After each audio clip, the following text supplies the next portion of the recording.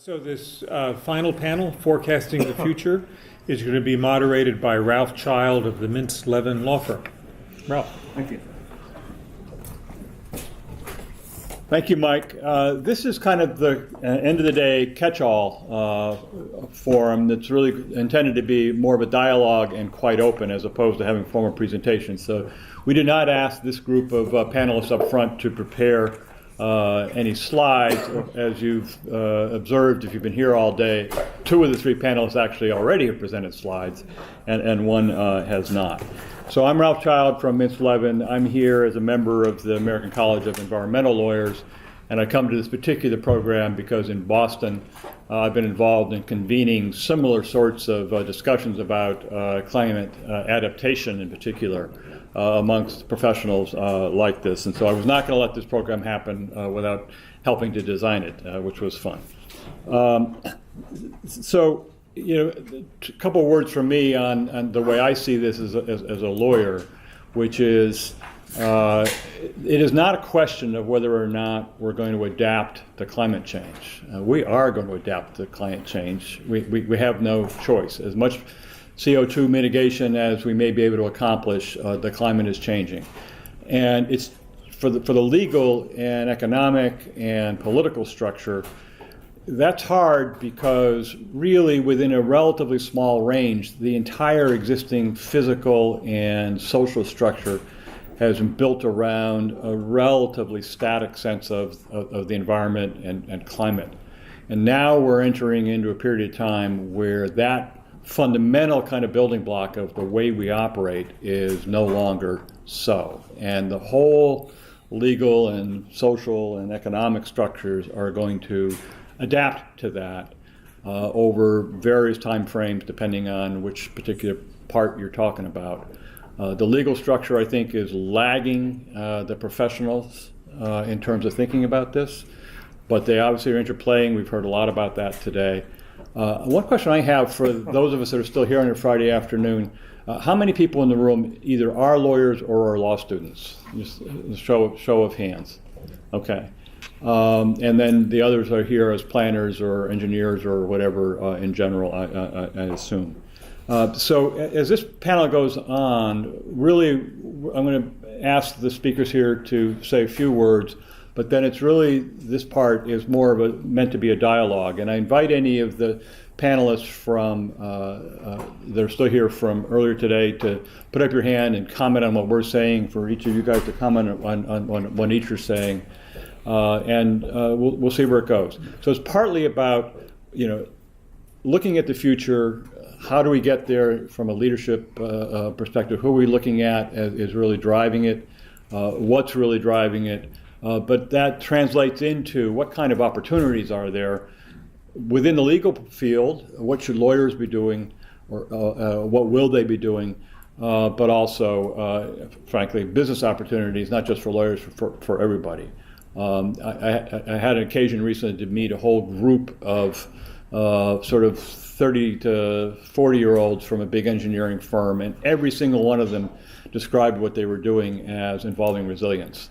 And I do think that not my generation, but at least one or two generations behind me, are going to be seeing this as the way they define a lot of what they're doing. And that's a good thing. The last general comment I'd make is, 5 years ago, the dialogue around this was, oh my God, Storm Sandy, what are we going to do? There's been a lot of development since then, not just in New York, but really more generally, as I think it's sunk in that we're going to have to do this. But it's going to be a slow progression of that whole existing superstructure to be able to really deal with adaptation over time. I would suggest that 5 years from now, a lot of the questions we're addressing today as, gee, we don't know how we're going to handle this, are going to have evolved a lot. And that's fun. It's interesting. So that's why we're having these kinds of programs, to start to talk about those sorts of things. So the next thing I want to do was Joel did not speak earlier, so I thought I'd ask Joel to just quickly describe himself and what AECOM is doing in this area before we really get into the program. So Joel, please. Hi, my name is Joel Sonkin. I'm the Director of Resiliency for AECOM. And it occurs to me that a lot of people are unaware of AECOM, so we are actually we're a 95,000 person engineer and architecture firm. We're the largest engineering firm in the world. We're the second largest architecture firm. We essentially kind of like touch on every type of infrastructure at every different level. And I will say, kind of to answer one of the earlier questions, as a policy imperative, we actually have started encouraging our clients to integrate resiliency into all of their work. And so that's kind of not only in terms of climate risk, it's also in terms of cybersecurity and counterterrorism. That said, the receptivity of that varies quite a bit, kind of just depending on the client. And one of the challenges that like an engineering and architecture firm has is that you are going to kind of like design the project to whatever standards that particular client is looking for.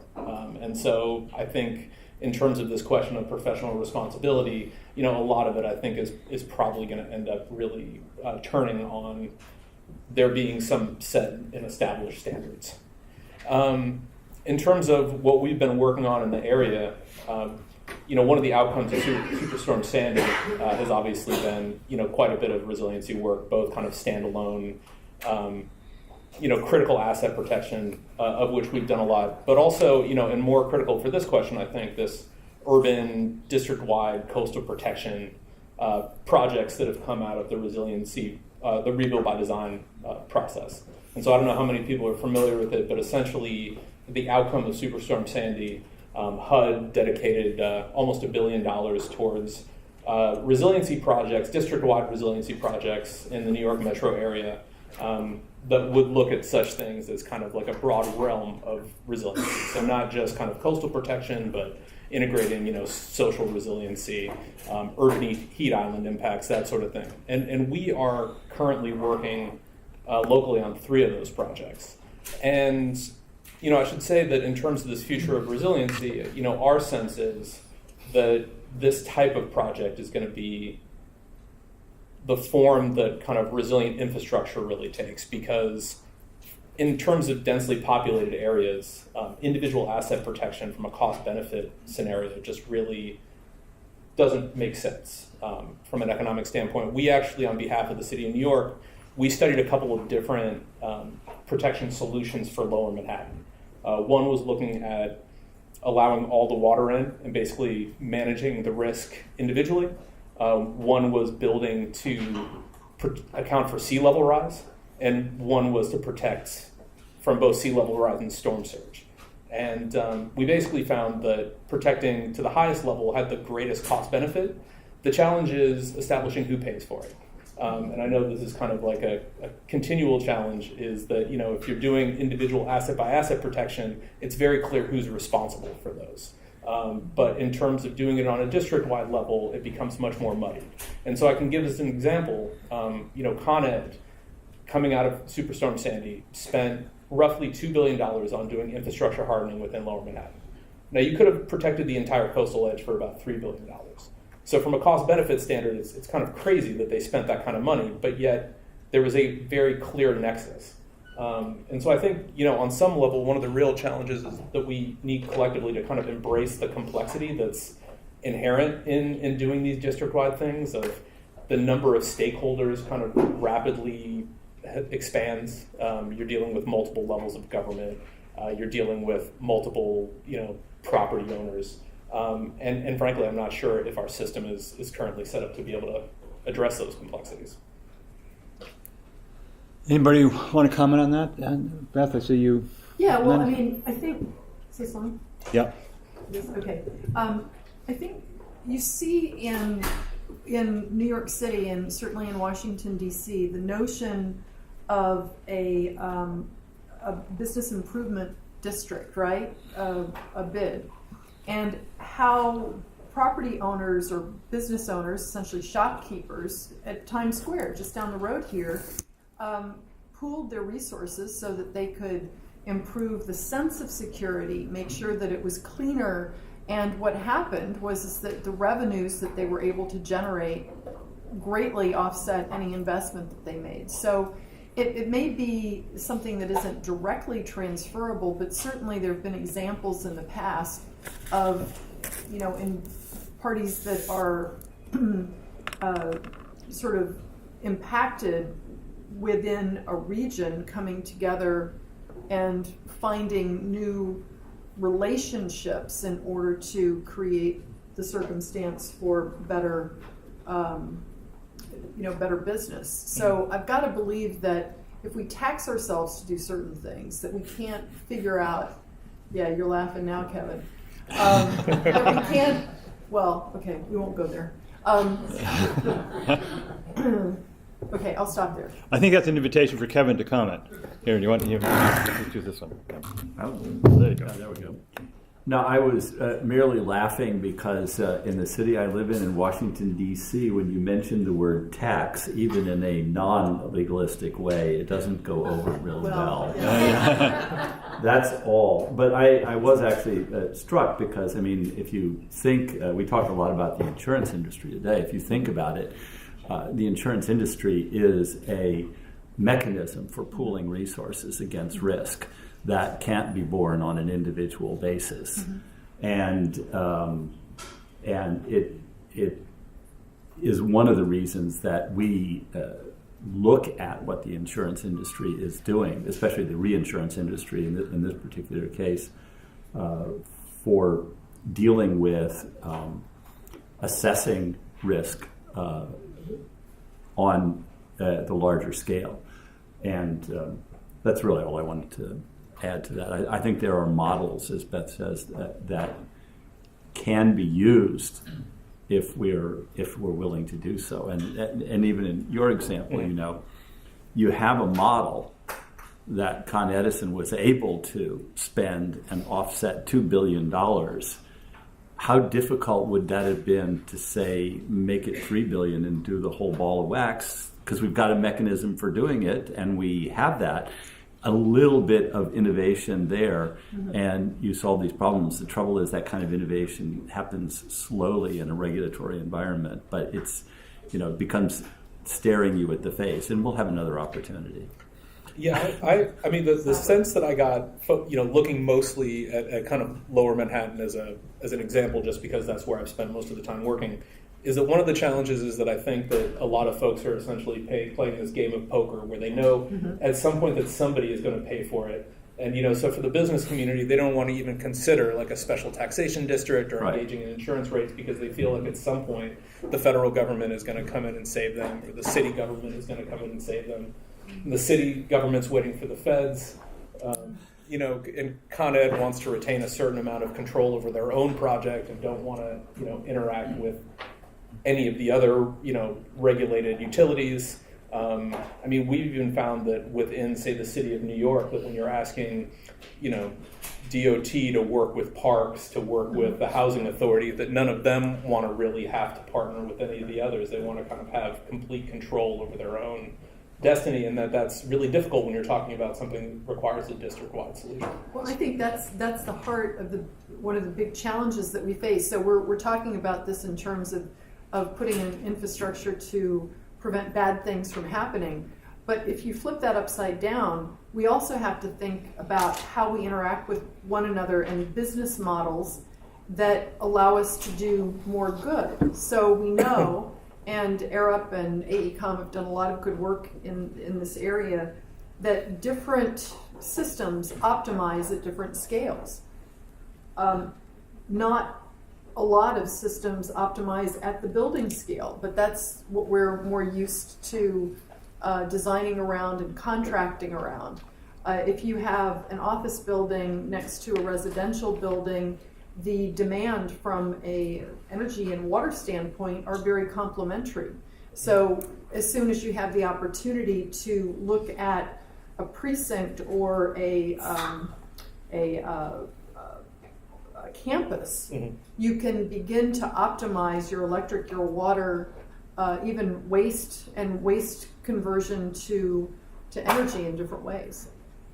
So when you have those kinds of overlapping systems of government and economic and so forth, rapid change requires real leadership from somewhere.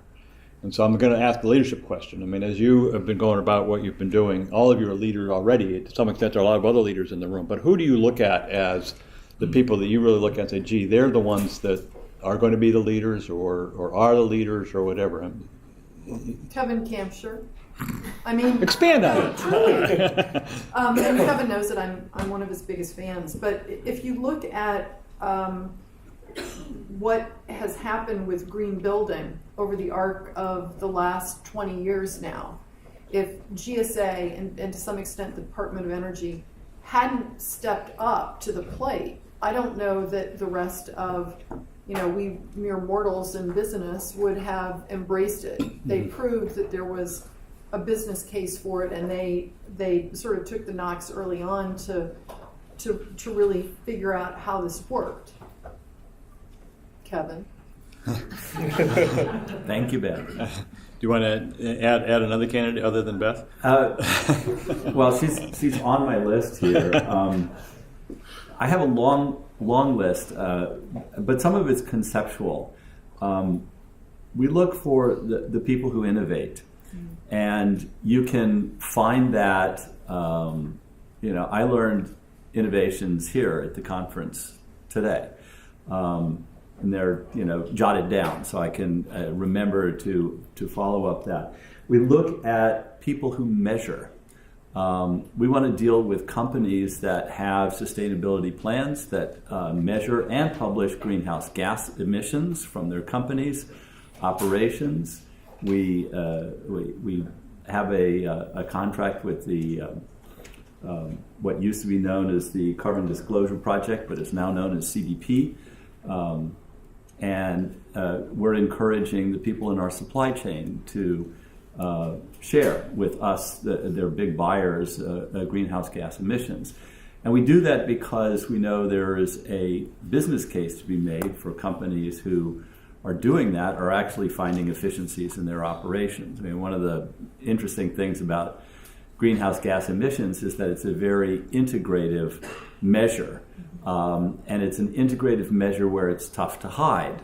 And so if you talk about the difference between the building scale, where we measure energy consumption per square feet, then you cheat a little bit on the square feet, and then you don't count this kind of energy, and you don't count that kind of energy, and God forbid you should count the tenant's energy because you can't control them. So it's an integrative measure that doesn't give you room to hide. And you find it sometimes in surprising places. As or in the previous panel, Brian talked a little bit about the Southern Company. Now, nobody in their right mind who knows the Southern Company would say, this is my number one company for innovation. But they're doing it in surprising places, and it was my office that negotiated those big contracts, by the way. So if you want to know how we did it, we made the business case, and over the period of those contracts, we're actually getting below market electrical rates for the Department of Defense. And that's, the way you can do it if you have a Department of Defense horizon and a mission mandate. And the final, other than the companies, and Beth mentioned a number of them, there are companies that were mentioned here, the Durst Organization and the Bank of America is a very obvious one to look at for how did they operate in a way that's different from other developers, and why, and what was the motivation, and how replicable is that, and how can you work that. But I think the main thing is that we look to the youth, because innovation and ideas are coming from people who are entering the workforce, who are pushing organizations to be better than they can. And I'm particularly fortunate because I have a daughter who is a mechanical engineer and an expert in battery storage technology. And so anything that I say that I get wrong, I find out about very, very quickly. And you'd be surprised at the we've only hit the tip of the iceberg in what is going to be an explosion in battery storage technologies. And a lot of it's going to come from surprising places. Joel, do you want to add anything to that before I move on? Yeah, I mean, I think in terms of who the leadership is, I think that is kind of highly accurate for, climate change mitigation challenges. But to me, the climate change adaptation challenges are kind of much different. And, as I mentioned earlier, I'm not terribly convinced that can be done on kind of like a building by building or, campus by campus scale. And so to some degree, in terms of the leadership, I mean, it really is, to have the highest degree of efficiency, I think it needs to come from the federal government. And kind of each level of kind of government you go down, I think the level of efficiency decreases. And so, to give an example of this, if you're looking to protect, the New York, New Jersey area, one of the best ways to do that in terms of storm surge is to look at this concept to basically from Breezy Point to kind of central New Jersey to do essentially a big sea gate that would run across the entirety of that. Now, nobody believes that that's going to happen. The reason that that's not going to happen is because it costs $15 billion and the government has to pay, the feds have to pay for it, and there's just no belief that that's ever going to happen. But that $15 billion is going to be a heck of a lot cheaper than what we are all going to be spending to kind of like raise our coastal edges, 14 feet in every single waterfront area in, northern New Jersey in New York. But because there's not that federal government leadership, it's not even really viewed as a possibility. And so to me, that's kind of, ideally that sort of leadership is coming from the president. Absent that, it would, benefit greatly from coming from, a combination of a governor and a mayor, who would really be able to kind of partner together and kind of like force this sort of like integrated approach that's currently not happening. I'm going to invite if there's anybody up there that has someone that they really want to point to that is a leader in this area that you're looking at that the room should know about. Feel free to put up your hand. I know you're here to listen from the leaders, and I'm not seeing any hands, so I'll move on. So earlier in the day, there's been talk about the way the professionals, the engineers, and others are facing, issues between designing to the code as it exists, design guidelines from the city or other sources of projections as to what's going to happen, and the dialogues that happen between the professionals and their clients as to how much they're willing to spend and so forth. And I want to talk a little bit more about that from a couple of angles. One is, are the professional associations, the engineering, certification boards, or architects, or the professional associations of architects and engineers, are they starting to evolve their own sort of, thinking about this and what their professional standards should be for their memberships in ways that are starting to play in this at all? Joel, are you an engineer or an architect? I'm neither. I'm actually a recovering lawyer. Recovering lawyer. I wanted to be a lawyer, and then I was seduced on the way to law school to the architecture program. So I'm actually a registered architect. Mm-hmm. And the American Institute of Architects has actually been a little slow to the table over time. So the Committee on the Environment was formed. They had an opportunity within the American Institute of Architects, and I think they had a real opportunity to be the mover and shaker. They just weren't getting purchased within the organization early days. I have a huge amount of respect for them. I think they're doing really good work. But that opened the door for the U.S. Green Building Council to sort of come on the scene, create the LEED rating system, which of course has evolved and now expanded into a whole family of rating systems that are being managed through the Green Business Certification Institute. All of that is to say that it's important to have a language, it's important to have a scorecard, and it's important to have third-party entity to keep score and make sure that you're not cheating. I mean, a lot of people ask me, well, why should I go get my building, LEED certified, or if it's a parking garage, ParkSmart certified.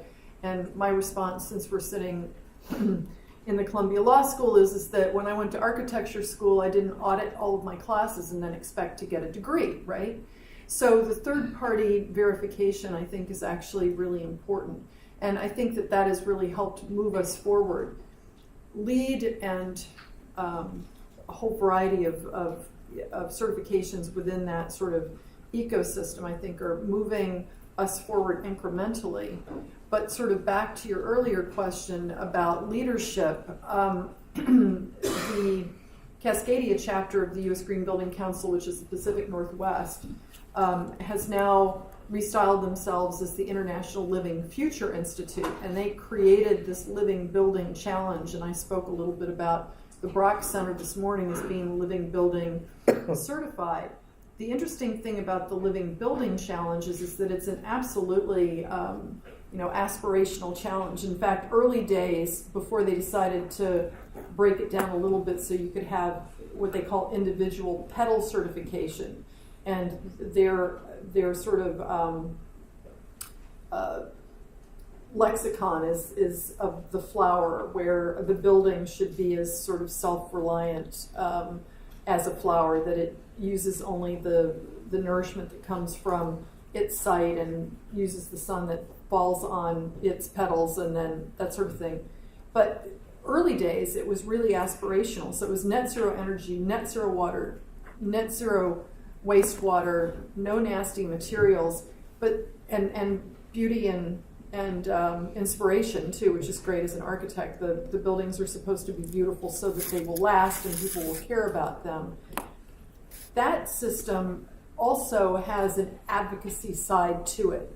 So if, for example, you couldn't get your building to where it was possible for the occupants to drink the water because of health restrictions, you were obligated to inform the code officials what they should consider changing in order for this to actually be possible.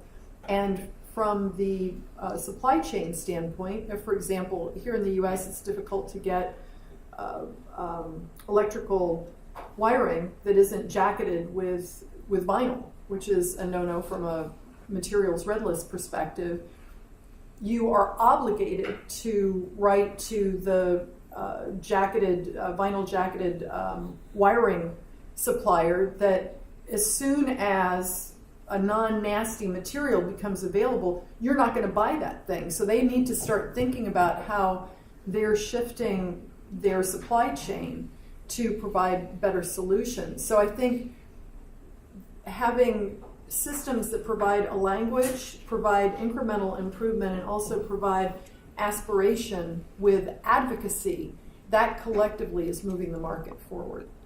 So the Green Building Council, which I know of and I'm no expert on, are its standards moving into design issues having to do with, for example, sea level rise or heat rise and that sort of thing, or is this mostly still focused on efficiency and materials and so forth? Well, RELY, which was the rating system that I talked about this morning, is a resilience rating system, and it's brand new. And I'm not that deft with it, but it is intended to focus on a whole panoply of resilience issues.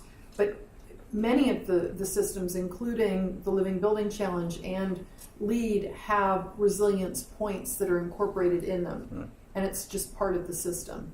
But to your earlier question also, the American Institute of Architects has what they call the 2030 commitment, the whole notion of getting to net zero energy by 2030. And actually AECOM is signatory to that, where they report the energy performance or the modeled performance of the projects that they're designing. And 80% of the projects that are designed by square footage in the US are being designed by the architects that are signatory to that. And they're holding themselves up just to report. So as Kevin mentioned earlier, what gets measured, gets done or gets changed, or at least gets considered.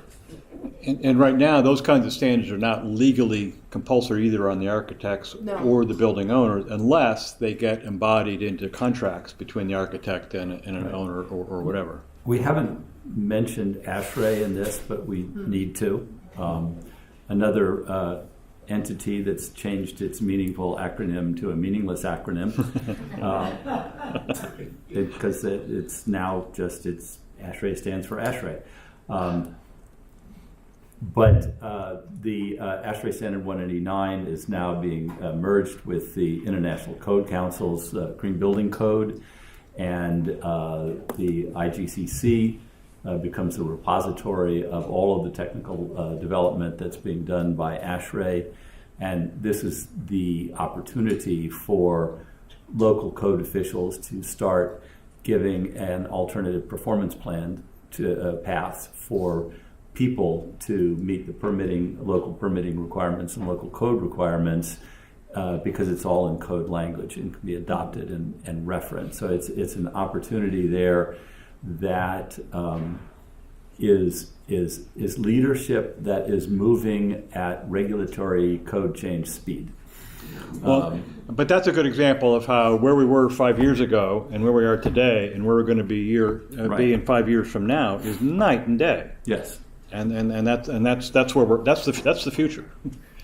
I wanted to, I asked for the show of hands from lawyers in the room, in part because I wanted to open it up to the extent to which it's already showing up in construction contracts. I'm an environmental lawyer. It's a bad day when I see a construction contract. Okay, and I don't negotiate them, right?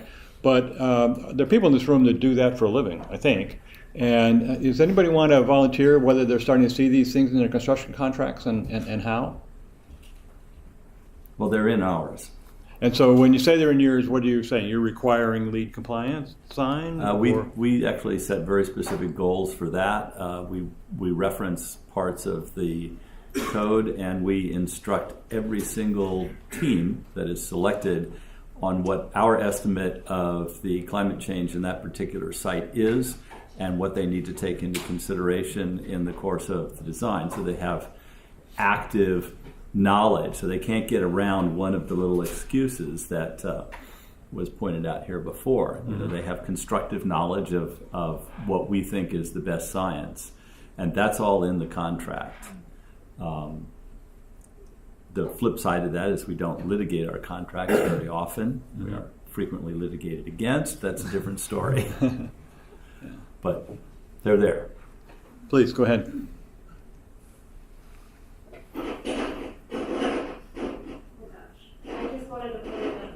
So this is Elena Mahaley from CLF. Go ahead. Yeah, I just wanted to put in a plug that I am co-authoring. I'm not going to touch that. I'm co-authoring a paper that's going to be published in the Journal of the American College of Construction Lawyers with two contract lawyers who represent engineers and architects, and they have added to my presentation an analysis of three, I think, very commonly used owner and architect contracts: consensus docs, the American Institute of Architects document, and the standard form agreement between owner and architects for one other agreement that looks at how the standard of care language, how the scope of work language, and the indemnification clauses could all kind of wrap in an obligation to consider climate change. And it took a long time for the AIA to get sustainability language at all into the AIA documents. They've finally done that, which is pretty remarkable. Mm-hmm. That is the AIA superpower, by the way, I think. I'm a designer by background, but it's not design. It's the contract language in the AIA standard documents. That is what changes the landscape, I think. Right.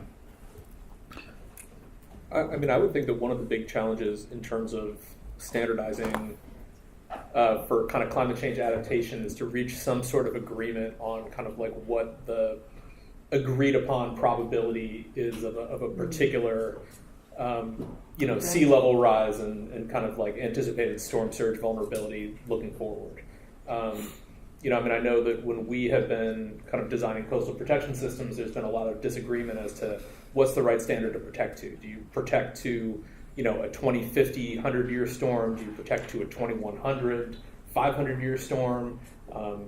There's a range of probability in there. I mean, I think Janie Bavishi earlier today had pointed out that essentially by 2100, there's an anticipation that sea level rise in New York is going to be somewhere between 3 feet from here and 6 feet. And that's a pretty big Range. Yeah. And particularly if you're considering that 3 foot range also means that your vulnerability to storm surge is even more intense. And so, you're potentially essentially building either, a 12-foot wall to like a 20-foot wall. And kind of what's the right standard of care there? Like we need to kind of agree on whatever language is that we're operating in. Yeah, and certainly speaking for Boston, that is playing out, at least in Massachusetts, through the environmental review process, where the permitting agencies are not yet ready to tie themselves to a particular number. Mm-hmm. There are models that have been generated, and they want you to talk about how your project is going to fare under that model, but ultimately they're not holding you to any particular number because they're nervous about picking a particular number because of the range and so forth. So it's actually not playing out yet, at least as a sort of regulatory standard you must meet, which is what puts it back on the engineers and the developers to figure out, all right, what numbers we're going to choose. And I think the big reluctance in this is that I don't think the science is that difficult, and I don't think that the ranges are so large with what I would consider to be the best rational assumption as to a forecast. The problem is the confluence of the time scale and the focus on first cost. And the time scale for first cost is really, really short. And the time scale for what we're talking about with these ranges is 100 years or 50 years, whichever one you prefer. That was the big argument after Hurricane Katrina. Why did the Corps of Engineers do all of this huge amount of protection that was very, very solid for a Category 3 hurricane? Did they not know that there were such things as Category 5 hurricanes? I mean, I heard that question asked of a colleague, ironically named Rock Salt. That's his given name. Belongs as a civil engineer, if you ask me. And of course, the Corps of Engineers knew about Category 5 storms. The probability wasn't, and the money wasn't. And if you go back, that takes you back to making a non-scientific judgment about risk and what amount of risk are you willing to absorb in the system. And that's not an easy thing for regulatory bodies to do and to come down. And especially since the minute a regulatory body says, this is the number, then everybody can relax and not think about the number. And I think it's actually a good thing that there isn't an agreed upon number, because it's probably more inefficient, but it does force people to have to think and make judgments about what is rational. And you'll get bad judgments in that kind of system. But the aggregate of all of the judgments might be better than one accidentally bad regulation that takes everybody off the hook. So I'm thinking so much has changed in our understanding of climate science in the last decade that, and one of the things that hasn't changed, by the way, is that climate change is real. That's not the change. It is what's the rate and what's the range and what's the speed, and what is the fineness of our ability to make those predictions, all of which have, from a decade ago perspective, become far more realistic, far more accurate, and far more precise than anybody would have predicted a decade ago. So I think that not cementing down a number is probably a good thing for society. Yeah, I had an interesting conversation with the operator of a major facility in South Carolina, a port facility, and they were doing a lot of work. And I asked them, "What did you design for sea level rise?" And he told me the number. And I said, "Where'd you get that number?" FM Global.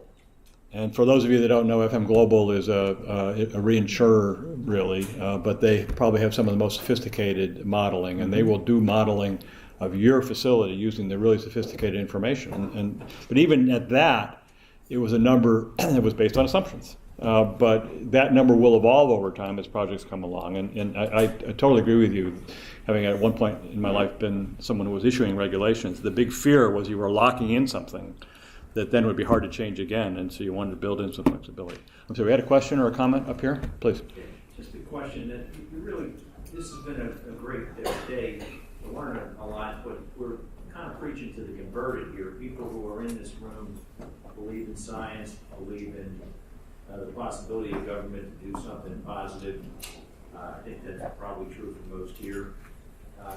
Obviously, there are many in our society, starting at the very top, who might not believe in either one of those.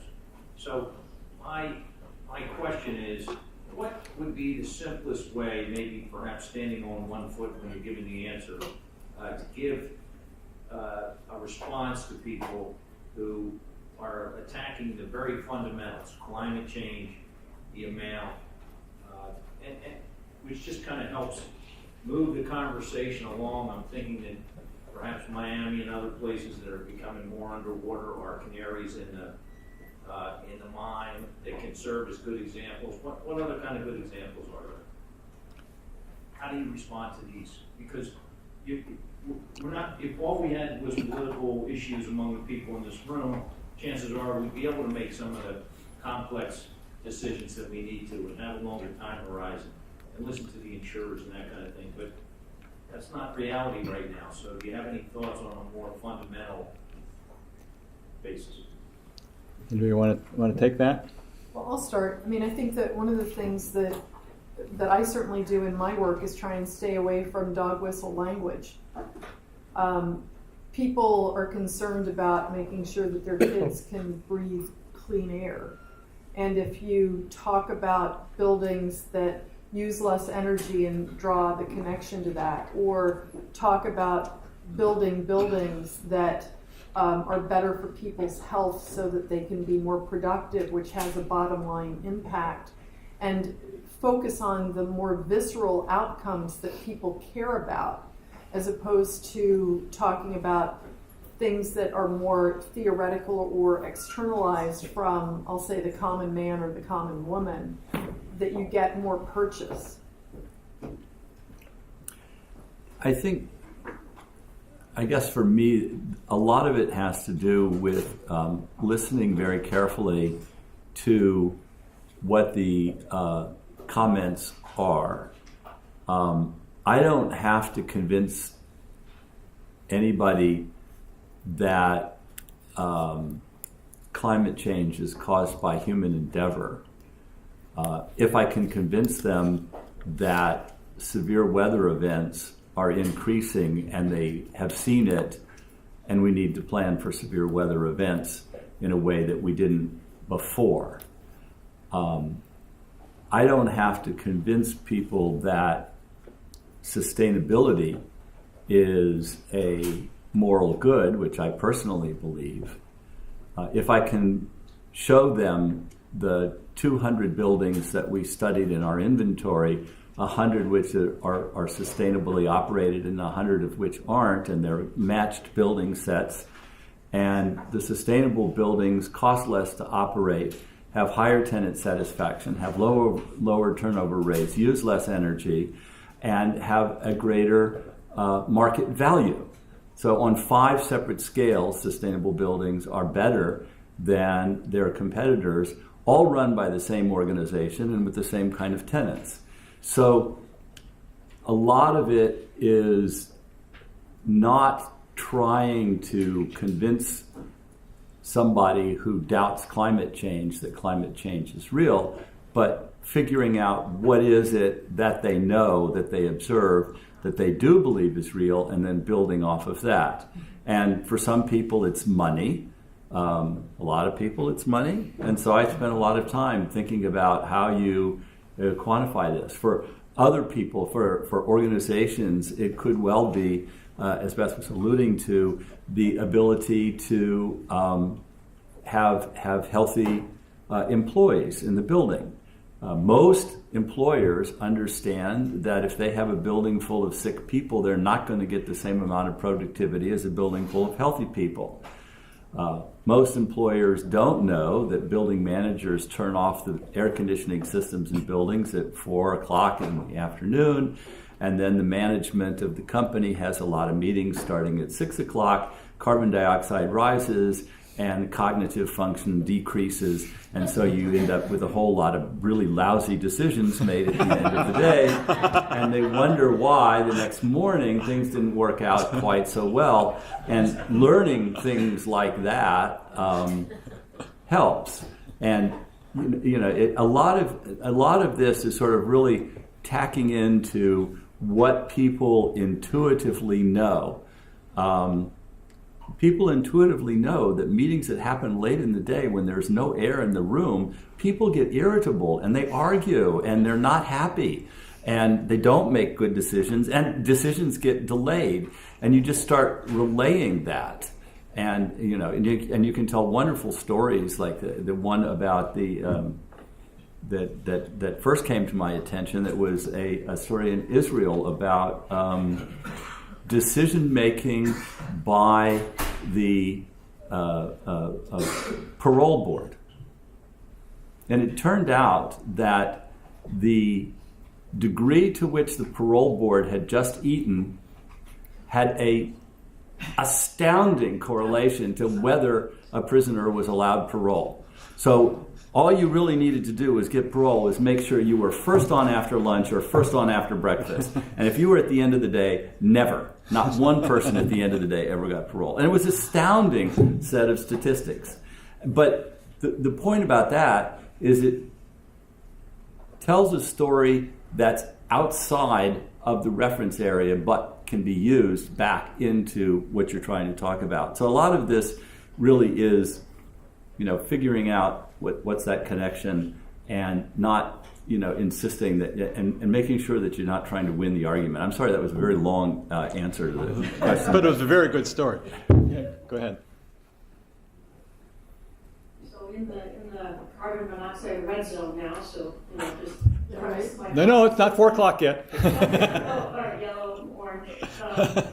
But just in this question of who and what, who's innovating. I was recently at a World Bank conference on resilient water investments. And I do some work for the World Bank, and part of what we do that's innovative is look at robust decision making. So you don't just have the, what's that one standard? Is it going to be 2 feet, 4 feet, 6 feet? You have to look at the bigger array of risk and consequence. But from a World Bank perspective, that's something that they can do. They can actually, in their investments in mostly developing countries, take these kind of innovative approaches and implement them because there's less regulations. But then we have an old friend of mine from the Army Corps who gets up, and maybe you know him, Gene Stecky, and he says, a lot of this is all innovative, but all that really matters is, regulation 17C. So you can basically do all this innovation and look at the costs and consequences, but at the end of the day, my engineers need to be complying with regulation 17C. Doesn't really matter what that is, actually, I think it was sea level rise. But, how much flexibility do we have for innovation? And how much, I think some organizations, again, like the bank or maybe even the private sector, we touch on this, are able to be innovative. But I wonder if that becomes any sort of constraint for example, for the GSA, or if, how much innovation can be put into the building practices. From the Army Corps point of view, Eugene's follow-on point was, if we don't follow that regulation, then we're liable. Which now I'm understanding maybe the codes are not totally unbreakable, like we can still be not looking at, if you're not taking into consideration this Well, aspect? I would just suggest that they are impediments as written in many cases, but they change. And it's really part of the response to the question before. I mean, I think there's a rising tide of acknowledgement of this issue from the professions and beyond that is leading to a lot of change. And it's the point again before that 5 years ago we wouldn't have been having this conversation then. 5 years from now, a lot of this will have happened through all the efforts of people in this room and other things that are going on. And we just have to keep working at it. And we don't have to pick a fight with someone that's fighting with us. We just have to go around them and change the rules. Although I actually do think that speaks to kind of like a fundamental nature of engineers as a whole, which is that I think by and large they're not looking to be policy drivers. I mean, to the degree that an engineer is innovative, it's usually if somebody brings them a technical problem, how do they solve that is an area in which an engineer can shine. Asking them to kind of like try to maneuver around like code requirements is something that I just feel like fundamentally kind of goes against everything that they were taught. Although I've got an example that I'd love to share. We're currently in the process now of building the American Geophysical Union's headquarters. The American Geophysical Union is an organization of 60,000 actually international Earth and space scientists. So, this crowd does not think that climate change is a religious belief. They think it's a scientific fact. So they wanted to walk the talk. They wanted to live their mission when they did this major renovation. And so they took a 1992 headquarters building kind of in the middle of Washington, D.C., and they wanted to take it to net zero. It will be the first building that's a renovation project in the city that will go to net zero. And the engineer that we had, it was a really sort of, it's been a really cool sort of a collaboration between the designers ourselves and the engineer. The principal engineer on that project is a guy by the name of Roger Frechette with Interface Engineering. And because early on the team recognized that the building was for a scientific organization, we said, okay, cool. Let's take a look at a variety of different strategies that will help get us to net zero, because it's not just a silver bullet, it's a bunch of things together. And what Roger and his team did was a series of white papers that did the cost benefit, and we worked with them on the cost benefit analysis to whittle, I think it was like 50 strategies down to 20. And one of the things that we are incorporating in the project is a Huber heat exchange system that uses the constant temperature of the sewer, a 100-year-old sewer that's immediately adjacent to the site. And built by the Corps of Engineers. Built by the Corps of Engineers, thank you, to essentially provide heating and cooling for the building. That was not without its challenges. I mean, it created a 6-month delay in certain aspects of the project as we worked out the details with DC Water. But the cool part about that is that now that we've worked through that, others can utilize that technology, and DC Water themselves are exploring using a different kind of system, a shark system, instead of the temperature as the heat exchanger to the heating and cooling system. They're using it to generate electricity. So they're truly turning waste to energy.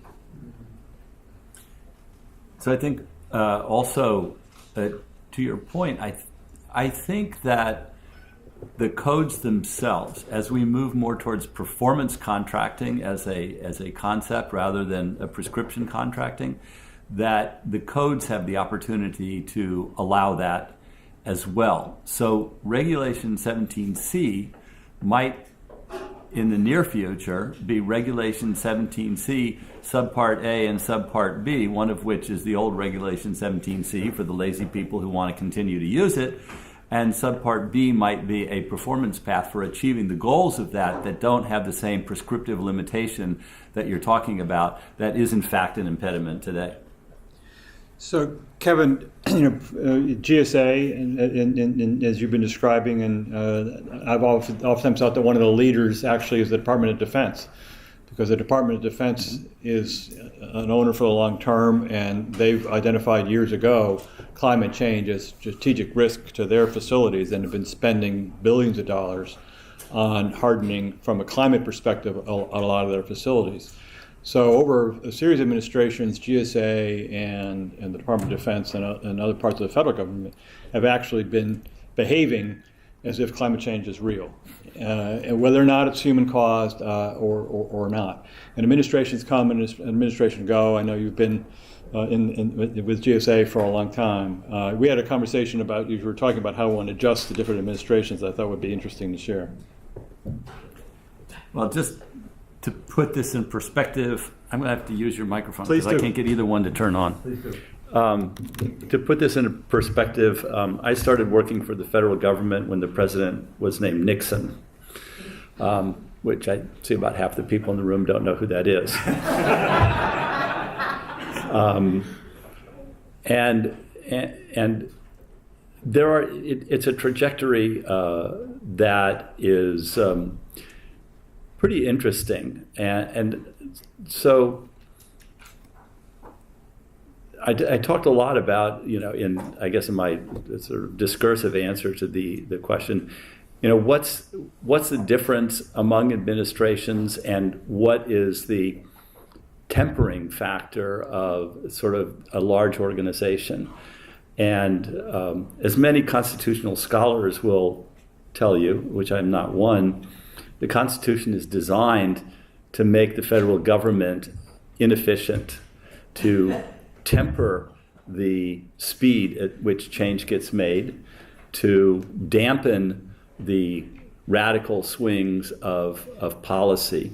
And it works pretty good, and it's kind of frustrating for people who work sort of in a business like area, like in GSA, who can see this is really clearly a very, very sensible financial way to do it.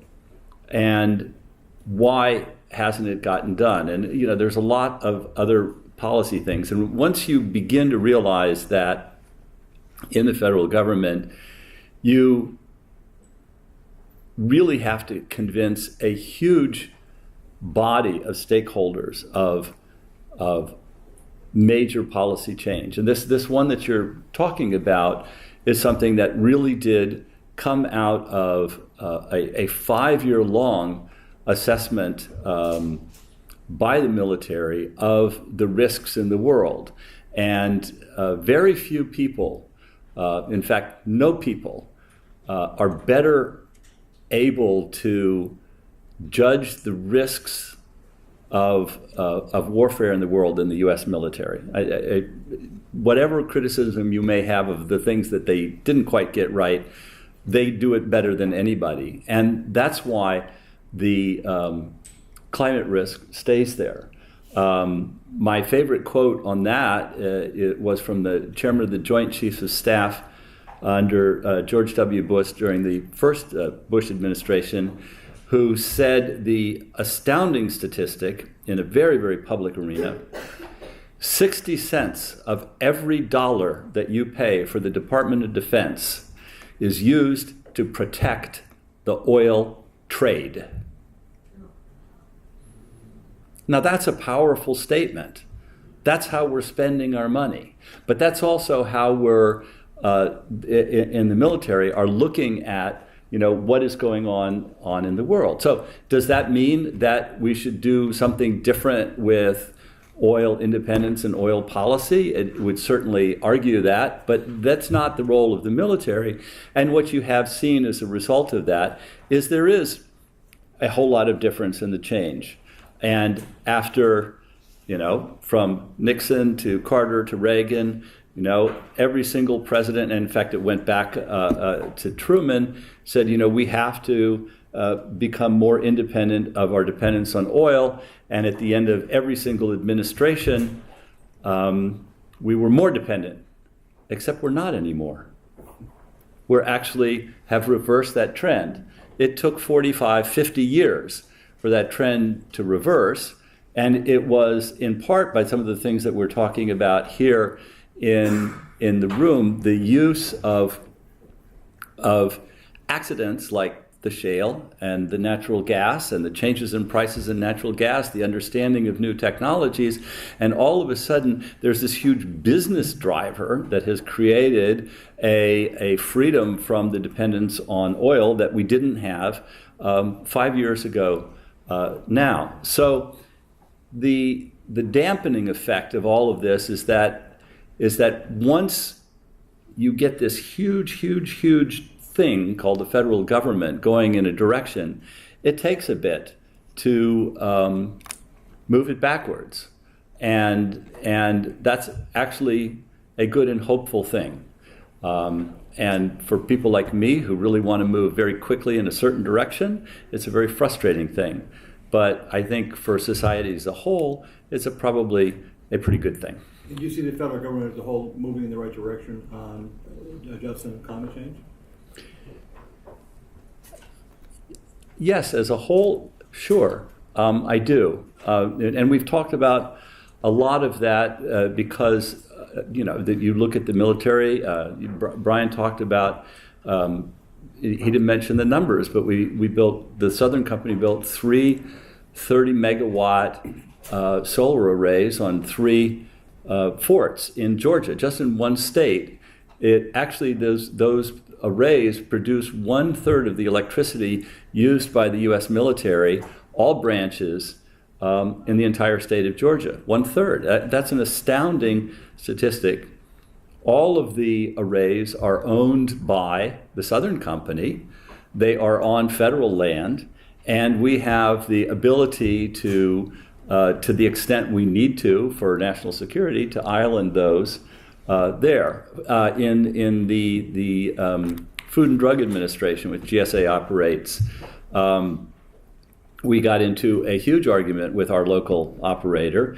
They proposed and imposed a punitive tariff that actually caused us, after we put in the cogeneration plant, their tariff would have cost us to pay more money for less electricity than we had been paying for the electricity before, because it was a punitive tariff. They didn't want us to build it, but we built it anyway. Now we have a different relationship with the same operator because they can call us up and tell us to island, and the county of Montgomery, which used to black out 2-3 times a year, last year we went totally off the grid 71 times. 5 of those were because the grid operator asked us to, and we could. The other 65 were because the grid was giving us lousy power, and we decided that it was in our best interest in the Food and Drug Administration.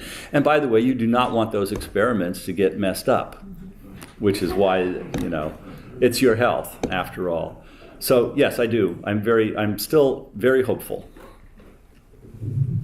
Go ahead. Do you want to say it? Oh, no, I was just going to offer Yeah, just the microphone, yeah. All right. Here you go. Thanks. Open to the floor. Go ahead, please. And I should have asked people when you speak to identify who you are. Hi, my name is Roberta Gordon. I'm an environmental lawyer, Mm-hmm. and for a long time, I do remember Nixon. So one of those. Can people hear? Is your mic on? Oh, I don't know. I'm afraid because we've had some mishaps. Oh, sorry. Hello. Yep. Hi. Okay. So this is what I wanted to ask about. I believe, looking at my own kind of history and what I've experienced, that we often look at issues, important issues as a society, in a reactionary way. And looking at, for instance, at the environmental laws, we often looked at one media. So we look at water or air, and we regulate it, forget about impacts that something might have on one of the other mediums. Or if you look at something like terrorism, we react, we have no shoes in the airport because we had an incident. We look backwards, we didn't really look forward. So I'm just wondering, in this area would be something like Katrina, where we talked about a category 3, people anticipated they look backwards, not forwards.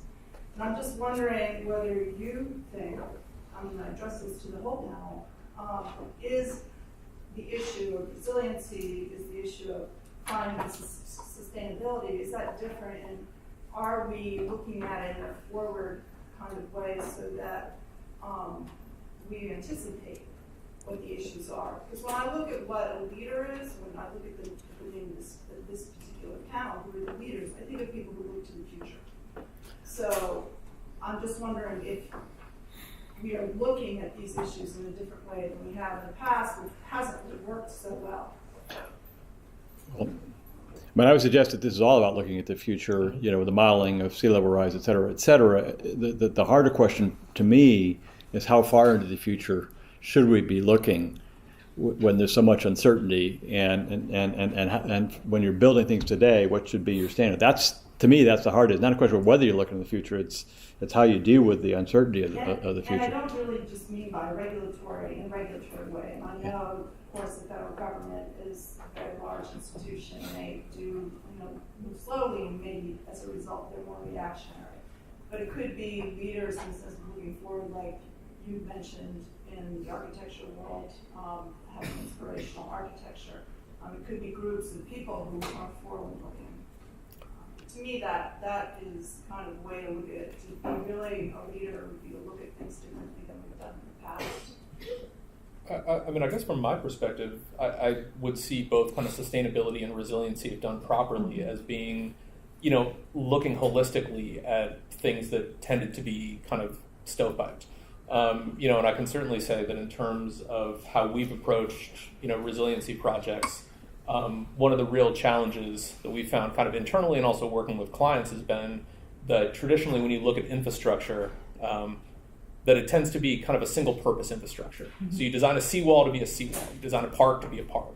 And one of the ways of looking at resiliency and looking at sustainability is that you can design a park on the water that also is a seawall and also can, serve as water management and, can also have a living shoreline, and that there's a way in which one of the real tenets of resiliency, and I think sustainability can be used almost interchangeably in this way, is that you can and kind of need to look to accomplish a lot of different things at once, and none of it is new. I mean, that's the other thing, is we talk about resiliency like we've invented kind of like a new discipline, and really it's just a way in which you aggregate a lot of long-standing disciplines. I mean, one of our experiences at AECOM is we kind of posted this question of like, well, who does resiliency? And there's a sense of like, 5% of the people raise their hand.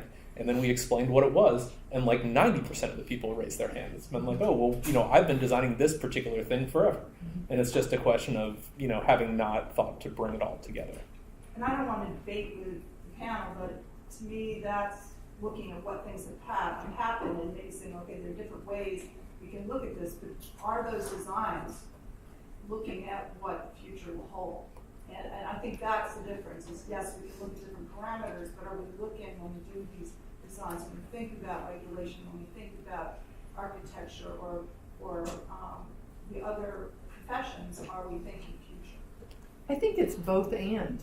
I mean, Kevin talked about GSA's headquarters now having operable windows.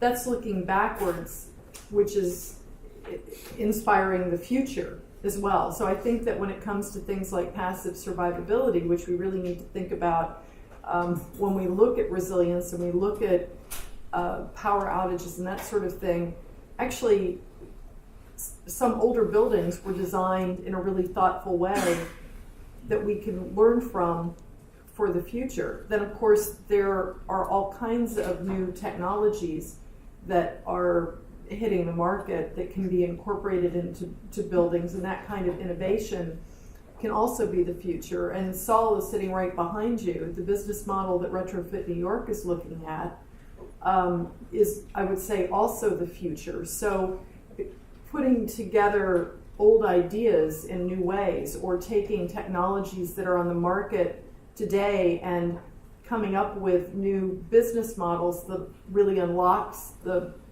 potential of those technologies, I think that also is innovation. So I think it's both and. I think it's looking backward to inspire the future, and it's looking more broadly to find new ways to deploy things that we have in our paint box already. So there are a lot of lawyers in the room, so I'm going to ask whether any of you have any comments on what you think lawyers ought to be doing. I mean, as a profession, obviously we all have clients. Some of them are government clients, some of them are private clients. We all have our personal, advocacy of issues and so forth. But for the legal profession, is there anything that, as you go about to the gee, I wish the lawyers were thinking harder about this, that, or the other? Joel, is your wife a lawyer? She is not. We almost had a set because Kevin's wife is an attorney and my husband is an environmental attorney, so environmental crimes. I think that oftentimes we resort to attorneys when we've gotten ourselves into deep kimchi, right? Yep. To bail us out, or they're coming at us from the other direction. I would say that what I love within Skanska, Tim Harvey is the attorney within Internal General Counsel that I work with. I'm all the time leaning on him to help me figure out how I can do something.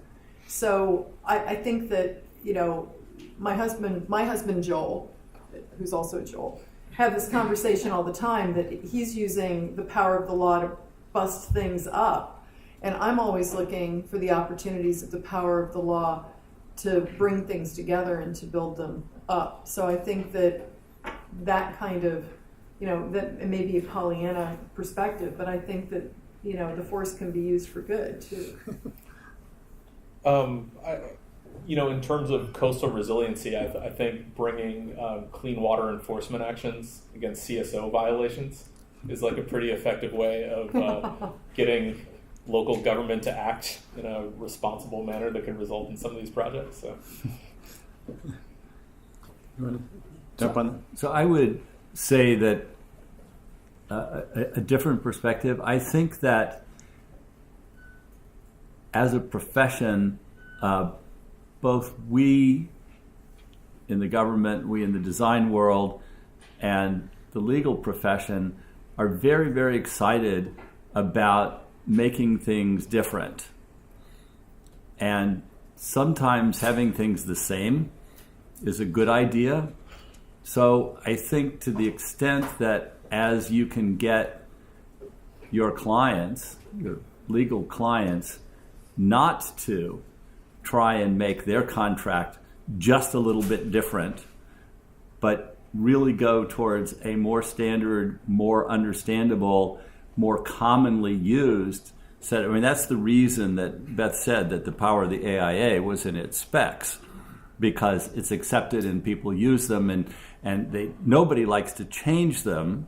In fact, the AIA doesn't even allow you to change them, because it does actually reduce the cost of that kind of friction in society. And I think that is something that the legal profession can work on, not solitarily, but it's a piece of advice that isn't necessarily often given. I'd raise you one on that one, which is that I think that companies like the security and the familiarity with managing risk that a known contract provides.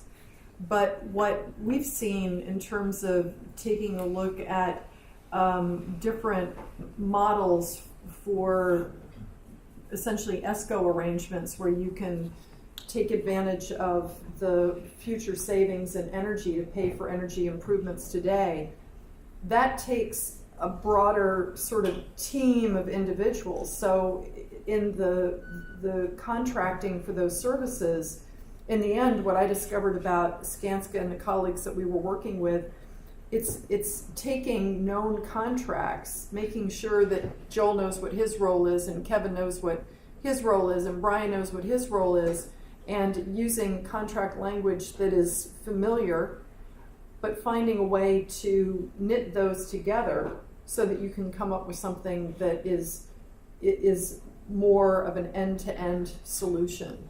So it's kind of both and. Making sure that people manage the risk, that they understand, but bringing together parties that may not typically be in bed together to provide an end-to-end solution in a different way. And it's only that way that you get what Joel was talking about, which is these things can do multiple events. Exactly. Yeah. And that's, every innovation that I think is really stunning is really looking at ways to do in a building something that's very, very different than the traditional way. So like the mechanical engineer who says that the shading system on the building is not a shading system and it's not an architectural feature, it's an integral part of the mechanical system of the building, is thinking about a building in a way that engineers typically don't. And I think that the stringing together of people so that they are legally bound to each other fosters an environment of collaboration and collective problem solving, because again, now all of a sudden, if you're reducing the total risk, everybody benefits. So I'm going to ask Mike Jard to come up in a minute here and just give a few closing remarks and observations. Before I do that, does anybody else have anything you want to add at the moment that I see a hand up here? Yeah. Sure. So I'm Mike Duvong. I'm the staff attorney with River Keepers. So we're one of the groups that sues municipalities for combined sewer. I used to work for Baykeepers in San Francisco, so first.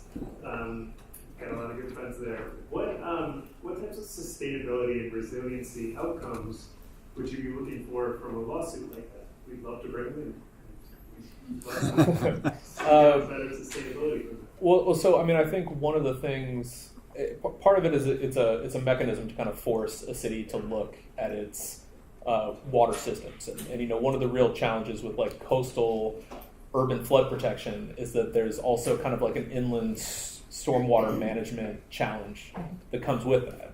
And then one of the other things that is often kind of underreported in terms of like what are the impacts of climate change is that the groundwater table is also going to rise along with sea level.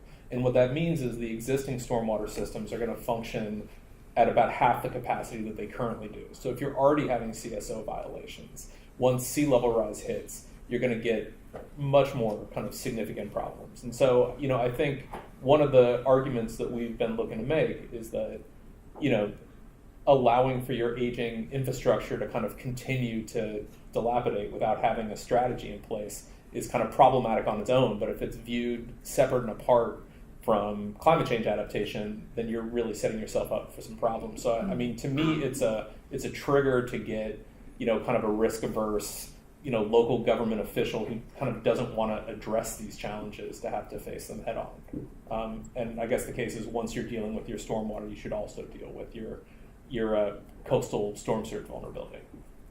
Sounds like CLF versus Exxon to me. Anybody else? Mike, you want to come on down? Let people go a little bit slightly early to get to the cocktail party.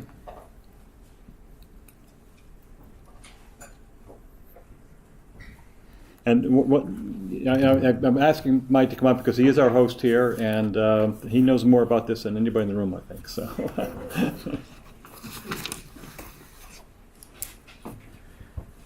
Thank you, Ralph, for leading a terrific panel. Notwithstanding what you heard earlier, it's late afternoon, but you are about to get paroled to the wine and cheese reception. But before that, I just wanted to make a few observations. We heard at the beginning of the day that extreme events are going to become more frequent and more extreme. We don't know exactly the magnitude of it, but we do know the direction of it. We have also heard a remarkable array of emerging technologies and design techniques designed to cope with this, both on the side of preparing for sea level rise and extreme heat and other kinds of impacts through the way structures are built and buildings are built and the way they're operated and so forth, and also on the energy side through microgrids and fuel cells and storage and distributed generation and so forth. Technologies for both of those kinds of things seem to be advancing very swiftly. We've also heard about some techniques on the legal side in trying to make sure that these technologies are utilized. We've heard about the terrific work by GSA and the Department of Defense, the New York City climate resiliency guidelines, the similar guidelines adopted in some parts of Florida, the official sea level rise projections that are being required again in New York City and some parts of Florida, We've heard how standards, the LEED standards and other professional standards are beginning to incorporate resilience. But the applicability of most of these things is very spotty. They're applicable in some places. In most places, they are not applicable. They cover certain things, but not all things. So I think it's fair to say we've learned today that the technology is advancing more rapidly than the laws requiring the application of this technology. So there are certain things that we've also heard that can drive further application of it. We've heard about lawsuits such as those filed by the Conservation Law Foundation. Maybe a CSO lawsuit will emerge from this discussion. There's talk about common law tort lawsuits on this. Those haven't emerged much. Moody's in saying that it may downgrade the bond rating of municipalities that don't take adequate resilience measures could be very powerful if they actually do it, if anybody actually gets downgraded.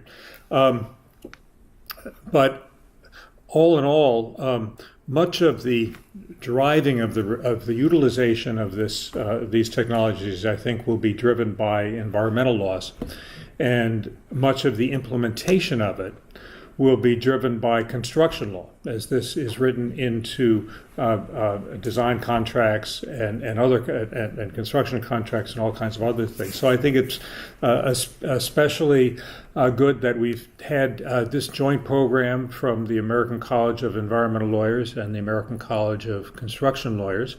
And I hope that we will continue to work together, looking at these very important efforts from a combined perspective, because the importance of it cannot be overstated.